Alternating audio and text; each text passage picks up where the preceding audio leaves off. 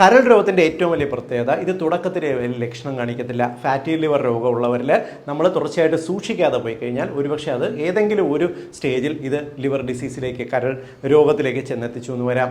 തുടക്കത്തിലെ ലക്ഷണങ്ങൾ നമുക്ക് നോർമലി കാണത്തില്ലെങ്കിലും അമിതമായിട്ടുള്ള ക്ഷീണം കരൾ രോഗത്തിൻ്റെ ഒരു ലക്ഷണത്തിൽപ്പെട്ടതാണ്. ഒരു ജോലിയും ചെയ്യാൻ ഉന്മേഷം ഉണ്ടാവില്ല. പകല് ഒരുപക്ഷെ നമുക്ക് കിടന്നാൽ ഉറങ്ങത്തില്ല, പക്ഷേ എപ്പോഴും ഒരു ക്ഷീണമായിരിക്കും.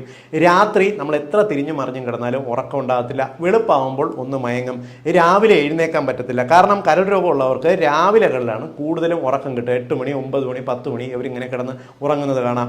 നമുക്ക് ഭക്ഷണത്തോടുള്ള രുചിയും വിശപ്പും ഗണ്യമായിട്ട് കുറഞ്ഞു പോകും. ശരീരത്തിൻ്റെ മുകൾ ഭാഗവും കഴുത്തിൻ്റെ ഭാഗത്തും നമ്മുടെ ഷോൾഡറും നെഞ്ചിൻ്റെ ഭാഗവും വല്ലാണ്ട് ശോഷിച്ചു പോകും. വയറ് മാത്രം ഉന്തി നിൽക്കുന്നത് കാണാം.